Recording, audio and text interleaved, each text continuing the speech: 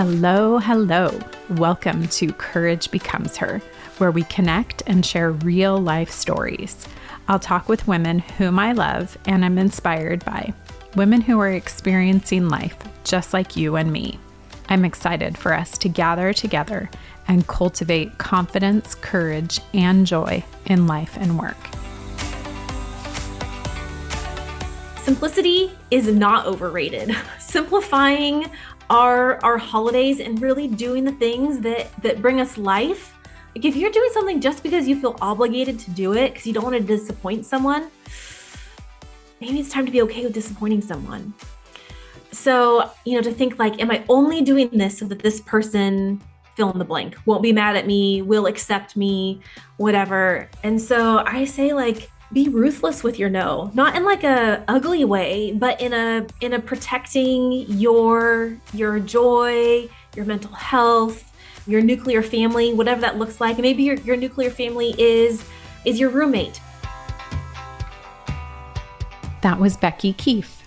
Becky is a Southern California gal, a wife and a mom to 3 boys, 13, 12, and 10.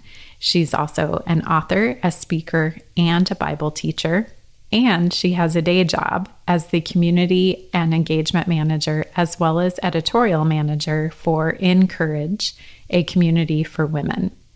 I am so grateful for today's conversation with Becky, where we dive into some uncomfortable conversation about the holidays and the pressure and the stress and the anxiety and the sadness and the grief that often comes with the holidays. We specifically talk about what it's like to face the family dynamics and the tension that come when you have family who don't necessarily get along together, or when you don't have everyone there because of broken families, and navigating also the grief when you have someone who's missing through a death in the family or through family challenges. We also talk about what it's like for just having different expectations of the holidays than what we would wish or desire, and how to reconcile those. And then we talk about what it is like to just provide self-care and rhythms and routines and drawing boundaries that really help us to attempt to rekindle some of the joy of the holidays and to be able to ease some of the stress and the tension and the sadness that we might be experiencing with the holidays.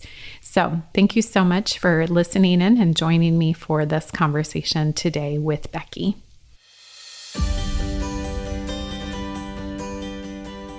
Becky, thank you so much for joining me today for this conversation for Courage Becomes Her. Oh, I'm so glad to be here with you. Thank you. I'm so glad to have you with us.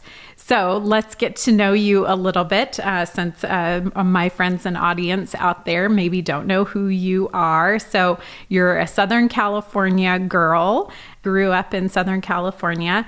Tell us a little bit about yourself, your love language, your Enneagram. Yeah. Definitely a words of affirmation girl. So give me the words. Cannot have enough words. I'm an Enneagram 3. So that means I am an achiever, and I can see that is through and through. It was so, like when you read something, you're like, that's me. How did they know? Like, I love following Enneagram accounts on Instagram because I'm like, yep, that's me. And then I will like text them to my husband. See, like there's other people like me too. Yes. I'm not the only one. Don't point the finger just at me. Yes. I love that. Oh, that's so good. So you are a writer and author. I have been for a long time. So I know a little bit that you love books, obviously love writing. So what book would you say has transformed your life? Oh, so many. But the one that always stands out in my mind that I read years ago was 1,000 Gifts by Anne Voskamp.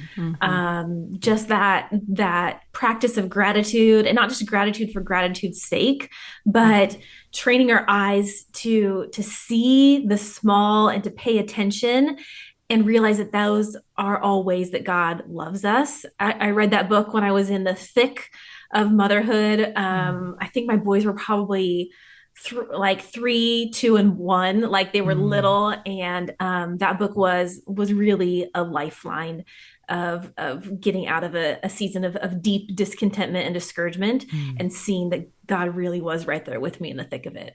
I love that. So good. Yeah, that is an incredible, incredible book. A must read for every single one of us, for sure. Yes. So, three boys, I assume that life makes you, or life with them makes you laugh. So, what has made you laugh or filled your cup metaphorically in the last day or so? Oh my goodness. They make me laugh all the time. They are, I can't even, I'm trying to even think of like a specific, but all my boys are very affectionate, which I love. My older ones, so my boys are 10, 12, and 13. And so my middle schoolers, like they're cool when we're like out in public, but at home they will still fight over who gets to sit next to me on the couch during family Oh movie my night. gosh. So sweet.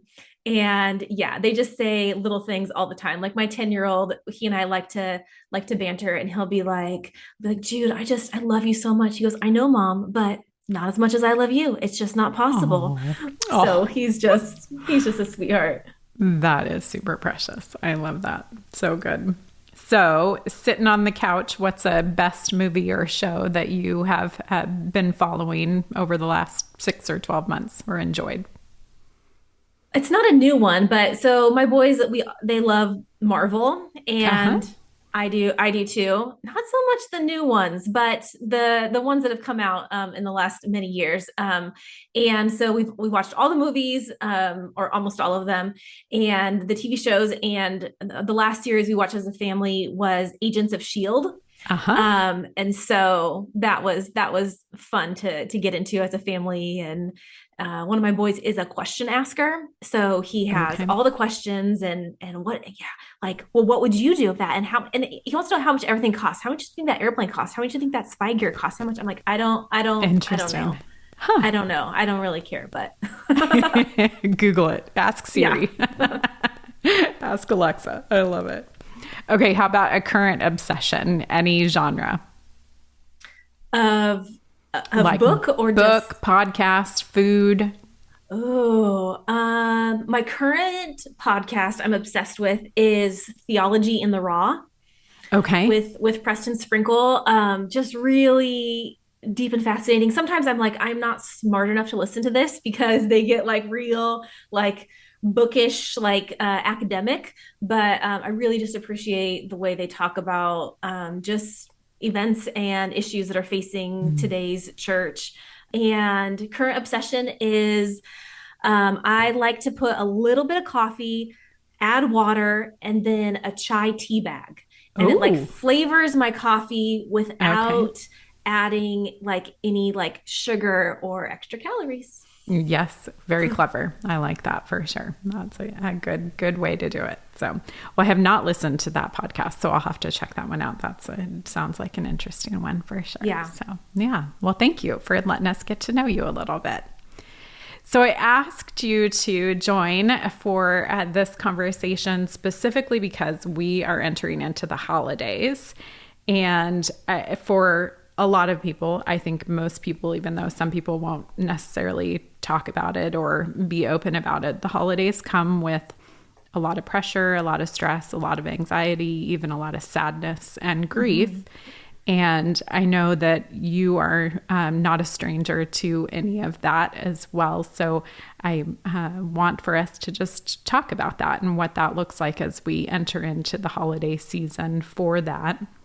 So let's maybe start with the family dynamics portion of the holidays. And there are so many aspects of that that we could talk at length about. But for you in particular, I know part of your story is, coming from a broken family. So how has it been for you of navigating the holidays, especially growing up and now as an adult, with broken family environment? Yeah. Yeah. So that word pressure definitely resonates. My parents got divorced when I was 9.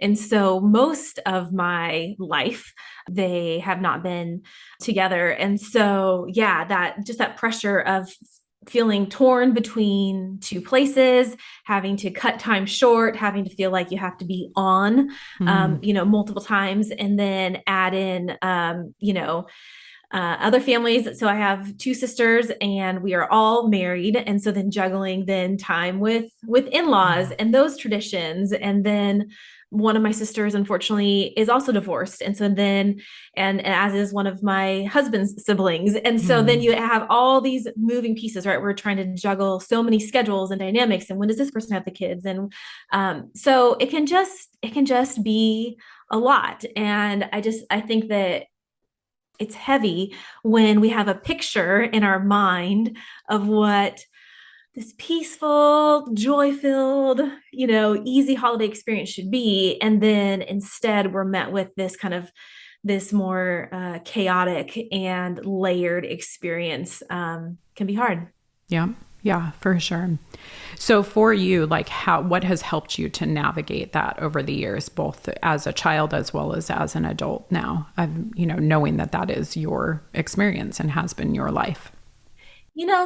Looking back as a kid, I am grateful that pretty early on, I am very grateful that my mom decided that the actual day of a holiday didn't matter as much as being together. Mm-hmm. And I see that was a gift that she gave me and my sisters that has also carried over into our adult lives, because some families, like, they have to be together on Christmas Eve, or if you aren't sitting, at the table at 2 p.m. on Thanksgiving Day, then might as well not even do it. And so that can create its own kind of stress. And so I'm grateful so for years, we kind of had penciled in that we did our Christmas with Mom on the 26th of December. So that definitely helped. And then, moving into adulthood, I think when it's possible, building in that margin. So I'm an introvert. And so I like going from like one holiday gathering to the next, like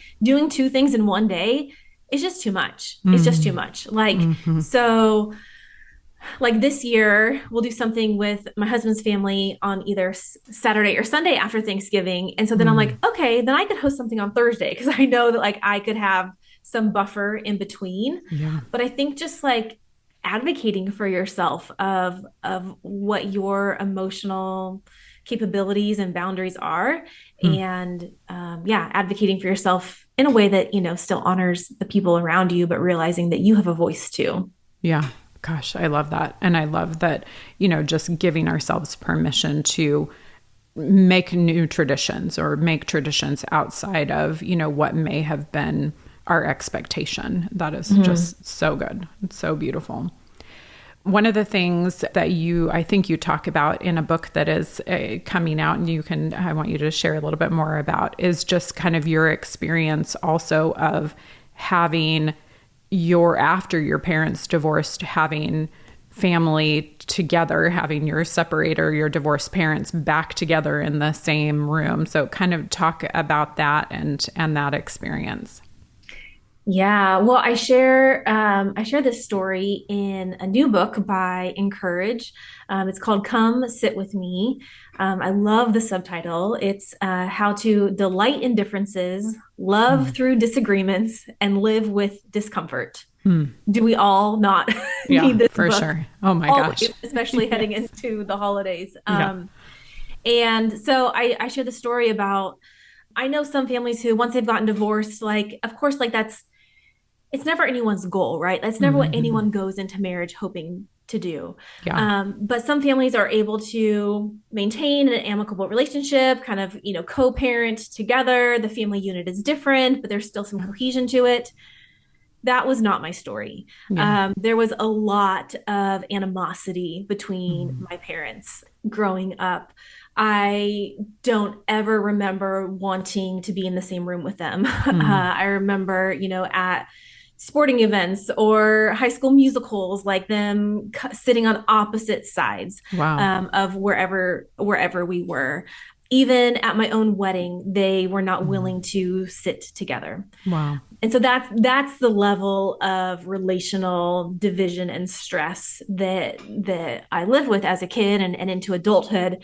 And Mm. so it was extremely surprising, to put it mildly, when one day I was already married and had, I can't remember now if I must have just had my first son.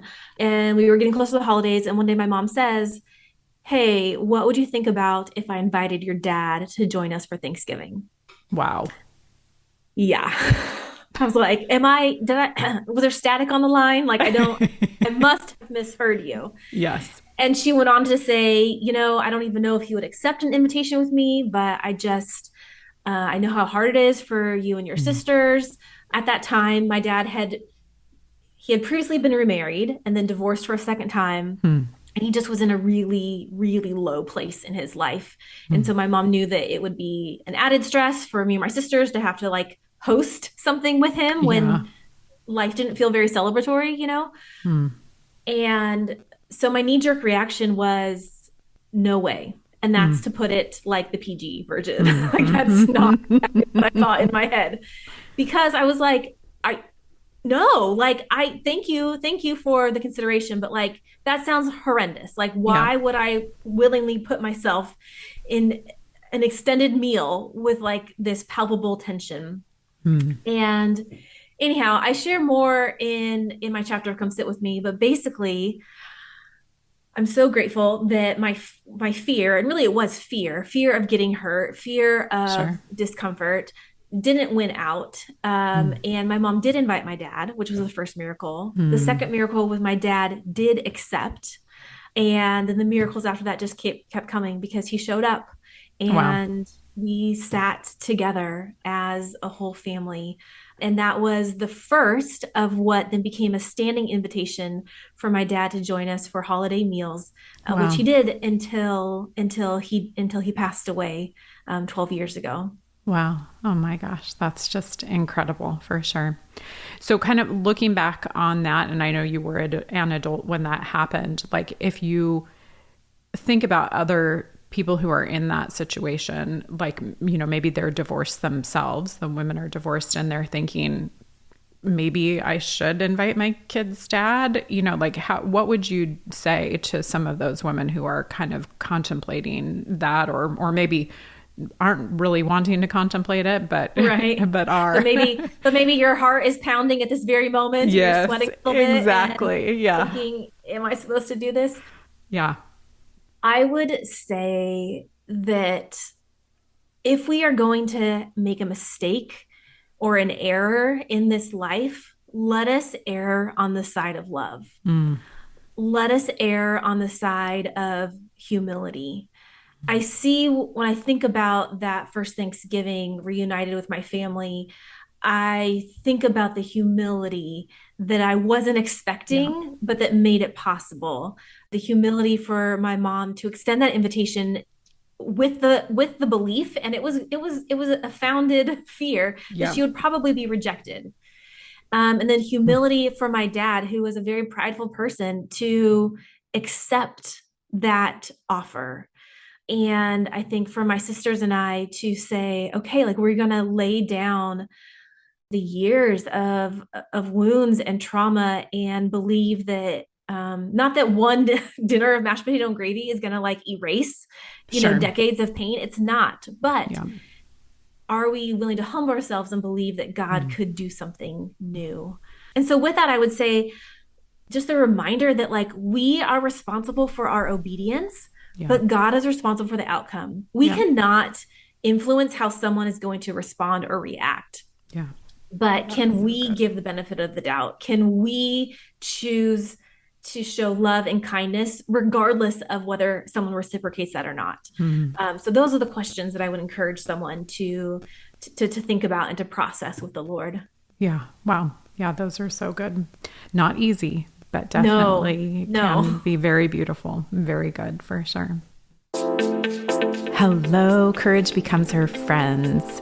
Thank you so much for joining this new series on stewarding ourselves well, taking care of ourselves, our self-care, just however we want to label that, of really just paying attention to ourselves and our needs. I'm so excited for this first conversation that we're having with Becky. So thank you for listening. And I just want to pop in super quick to let you know to stay through the entire episode because I have an announcement about a giveaway at the very end of our conversation today. So thanks for joining and listening. So you said it a moment ago that your dad has since passed away. So let's talk a little bit about just now navigating the holidays with grief and loss and sadness of now not having your dad present. And obviously it's been a number of years, as you said, but in some of those situations, you know, it probably still feels like yesterday. So how does that look for you? Yeah. Yeah, it's definitely easier as the years go by, but grief, anyone who has walked through any kind of significant loss, and that can be of a person or health or a dream, and there's all kinds of things that we grieve, but it's never something that really goes away. Like we walk through it, but it becomes part of us. And so, yeah, the holidays are hard. My dad's birthday was in October, and then comes November with Thanksgiving, and then December. So he passed away in January, and our Christmas gathering the month prior was the very last time I saw him. Wow. Oh my gosh. So it's all very weighty. And a couple of things that I've learned over the years that might help someone else is remembering to make space for the sadness and for the grief, and not judge yourself for it. Not judge yourself for it. I think we can make allowances like, okay, it's the first Christmas, it's the first Thanksgiving. But then when you hit year 4 or 5, 6, like, I don't think we grieve well as a society. And so I don't know about you, but I can tell myself things like, you should be over it by now. And especially when, like, I see people post things on social media who had amazing relationships with their dad or whoever that they lost. Yeah. And of course, like they were an integral part of their lives. And of course, well, guess what? My dad wasn't that integral part of my life. Like I grieve who he was, and I also continue to grieve who he wasn't. And the dad that I needed, but that I didn't have. Yeah. And that's a complicated thing to be like, because I can believe a lie like, well, I didn't miss him that much when he was here. So why should I miss him so much when he's gone? But in just learning to make space, to not judge my feelings, but just to let them be. And I think when I try to stuff it and push it down, that's when I have more anxiety and less joy over the holidays. But when I actually make space to cry or go visit my dad's grave or write in my journal or just tell my husband, like, I'm just sad, I just need a hug. Like that's when we make space for that grief, then we clear out more space for the joy as well. Yeah, I love that. So good. Thank you so much for sharing that. Because it's regardless of the circumstances, it's not going to be easy for anyone. So yeah. And then I think the other thing that's helpful, I just would add quickly to that, is also make space for celebrating that person in whatever way, big or small. My dad loved pie, and I love pie. And so I often will think like, I'm going to have an extra slice of pie for my dad. I love or as kids, my dad would always put, they don't really even have them that much anymore, but do you remember those like books of Lifesaver candy? Oh yeah, for sure. Yes. So like he would always put one of those in our stockings. Okay. And so sometimes I know my sisters will do this too for their kids. Like if we see those, at Walmart, Target, we'll get them and put them in our kids' stockings, just like as that little like nod to dad. And so I think, or sometimes like if, we will do puzzles and play games around the holidays, especially. And I'll tell my boys who they didn't get to know their Grandpa Ralph. My oldest was 1.5 and he was 2 and my second child was 6 months and the baby wasn't even born yet. And wow. So I'll say, I'm like, oh, like Grandpa Ralph would have loved to do this puzzle or to play these games with you. And so I think in that way, we honor that loss and that person. Hmm. That's so good. I love that. Thank you so much.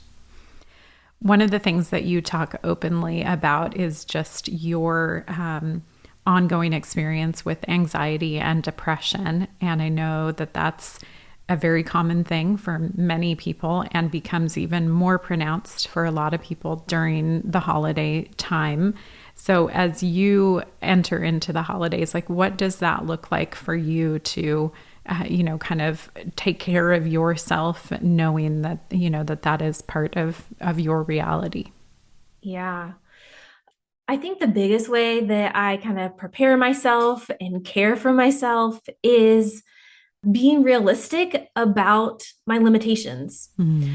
And that's very hard for an Enneagram 3 because Mm-hmm. I just want to push through like whatever it takes. Like I can be on, for people when they need to be. And, Yeah. and if I'm hosting, like I want things to be beautiful and perfect and whatever. But in realizing that, you know what, kind of like I talked about before, but like I'm gonna need some margin. Mm-hmm. I'm gonna be really wiped out by holiday gatherings. And even to be honest, like when anxiety or depression are more present, and also I can't always predict it. Like I can't Yeah. always tell, like, am I going to have a good day? Am I going to have a hard day? Am I going to feel like I have Yeah. a lot of capacity for relationships or not so much? And so to build in time. So like with my family, we will usually host, but part of that is like I'm like I will provide the place, and then we do like potluck style. So my I sisters love bring that. something, and my mom brings something. And over the years, I have gotten better about being more honest. And so now Mm. my family will know, like, and they'll check in with me, like, hey, like, are you still good, or are we needing to wrap things up? I love And that. so, but maybe for you, like, you actually need to be like, yes, I would love to host from 4 to 8. Mm-hmm. But like, so sometimes like we need to know that there is an end time. Yeah. And then afterwards, sometimes, I'll just tell my husband, like, I will, help finish cleaning up, but like, I just need 10 minutes and I will need to like go in my room and like close the blinds and no noise. And my brain is just overloaded and I Yeah. just need to like decompress and like stop the input. So I think it's just like being gentle with ourselves, Yeah. speaking to ourselves the way we would speak to a friend. If I Mm. knew a friend if I knew it was an accomplishment for her to get out of bed and get Yeah. dressed and have wrapped those presents, I would say, you know what, that's enough. Like Yeah. that's enough, Yeah. And so that's like one of my like key tools. Or as my therapist will say, like, Becky, like, what does it look like to nurture yourself? Mm-hmm. And so that's another where I'm like, oh, I don't, because I'm good at nurturing my kids. I'm good at like doing what I think will feel good to other people. But what is my heart? What does my mind need? Mm. And making space for that. That's so good. I really love that.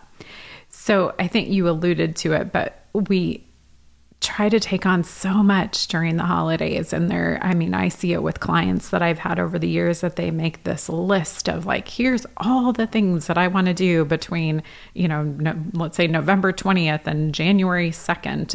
And it just, I think, becomes so overwhelming. And for a lot of people, a lot of women, it takes away the joy, or it causes us to not want to be celebratory. So what would you say as far as like what has helped you in those moments, whether it's as a mom or pre-mom years, to really establish or reestablish that joy and to kind of dial it down if you need to, if you will? Yeah. I think multitasking is overrated. I Yeah. think it's actually a myth. And so just trying to be really present Mm. wherever I am, Mm-hmm. doing whatever I'm doing. And it's not easy. I mean, no one else can see me, but you can see me, Laurel. I am here in my kitchen, my desk where I work and write and like all the things. Like right here in my kitchen. Yeah. And so like when I am working and my kids are home for winter break, like it's not easy to be like fully focused. But like for Yeah. example, if we're going to be decorating the Christmas tree, guess what? I'm going to do my very best to put my phone away, to Mm. not check work email, to not be simultaneously planning the menu for the next gathering. No, like Yeah. our brains don't need that extra. I live with so many tabs open, virtual Yes. tabs, Yeah. my computer crashes literally because of it. And our brains will do the same thing. And so Yeah. that certainly helps me. Simplicity is not overrated. Yes. Simplifying our holidays and really doing the things that bring us life. Hmm. Like if you're doing something just because you feel obligated to do it because you don't want to disappoint someone, maybe it's time to be okay with disappointing someone. Yes. Yeah. So, to think like, am I only doing this so that this person, fill in the blank, won't be mad at Hmm. me, will accept Hmm. me, whatever. And so I say like, be ruthless with your no, not in like Hmm. a ugly way, Yeah. but in a protecting your joy, your mental health, your nuclear family, whatever that looks like. And maybe your nuclear family is your roommate or a few close friends or a small circle at church. Like it doesn't have to be, spouses or children. Hopefully you just have one spouse. But like it's okay to say no to the extra fringe stuff and Yeah. just focus on what really is most important to you. That's so good. I love that. Thank you so much. Yeah, I think that simplification is so important. And even if that means like, okay, we're going to do one thing, we're going to go sledding, we're going to go to Christmas Eve service, like identify like, okay, what's that one thing that is, really special to you, meaningful to you and your family that you want to do. And if nothing else happens, then okay. Right. Or if you're feeling overwhelmed or stretched, but there are some things that you want to do, well, how could you modify that to make it more Mm. manageable? So maybe Hmm. you usually, bake cinnamon rolls from scratch for Christmas morning. Well, I'm sure that's great, but your people would probably also be okay if you get the ones from Trader Joe's That's right. or the grocery store, Yes. and so much of the time it really is like the spirit behind it rather than like the actual fill in the blank. You want to have girlfriends over for like a Christmas movie marathon? Great. Do that. Have everyone bring something or order pizza. Like you don't have to Make a 3-course make meal it for it or right. something. It doesn't Yeah. have to be so complicated in order to Yeah. be meaningful. That's Mm. and just drilling that into my thick little head has Yes. has really been helpful. That's so good. I love that. Thank you so much for sharing those. Anything else that you would share with the ladies and friends who are joining us today? I guess if I could say one more thing related to tension, stress, anxiety, grief around the holidays is when you feel those things. And I want you to know that I'm going to tell you something that I preach to my own heart. Take those feelings as an invitation to step closer to Jesus. Mm. That he is the God who really understands. Mm. He is the God who really sees you. And maybe one of the hard things about the holidays is getting together and you feel like no one really sees you Mm. or no one really understands what you're going through. Um, that might be the case, but God does. Mm-hmm. He is relentlessly with us. And so if that's the one thing that you focus on this holiday season, is just reminding yourself, reading scriptures. I love to write scriptures on sticky notes and put them, at my desk or on my microwave or wherever I'm going to see them, and to just remember, that God is close to the brokenhearted and he saves those who are crushed in spirit, Mm-hmm. that he will never leave me or forsake me, that he goes before us and behind us and hems us in. Whatever it is that your heart needs, put that truth around you and let that be your focus this holiday season. I love that. Thank you so much. Really appreciate that reminder for us. And it can be that simple of just Post-it notes. So I Right? love that. Nothing fancy, just a Post-it note. And seeing that and reading that multiple times a day, like it will make a difference. It has for me. So good. Well, thank you so much for joining us and sharing some of your story and your wisdom with us today. Much appreciated. Thank you so much for having me. I hope you are exhaling with relief like I am after this beautiful conversation with Becky. It's just such a wonderful reminder for each and every one of us that this season can be both and, that it doesn't only have to be stress and anxiety and sadness and grief, but that there can be joy and celebration in the midst of all of that, that they can happen simultaneously. And that's a hard thing to hold, of that, that space of both of those at the same time, but definitely is possible. I'm just so grateful for everything that Becky shared with us today, and her tenderness of her story and willingness to just share so thoughtfully and openly. I love how she talked about erring on the side of love and humility, and how she didn't just mean that for others and giving love and humility, being humble toward others, but also toward ourselves. And in this season, I think there's just something so important about not judging ourselves and being loving and kind toward ourselves, and taking care of ourselves and stewarding ourselves well during this season. A few years ago, I was really struggling with just the meaning of Christmas and missing the joy and what it really had meant for me for so many years. And a friend of mine gave me the book Hidden Christmas by Tim Keller. And that book just really brought back the joy for me and reminded me that I am loved, and that this is a season of just absolute celebration and things that we should really be just taking hold of and enjoying, even when there is the stress of life, the sadness of life, the anxieties of life happening at the same time. So I hope that in this season that you will be loving toward yourself, and that you will find at least one thing that will help you to be joyful and to find celebration, make celebration in the midst of stress and anxiety and just all of the stuff that comes with the holidays.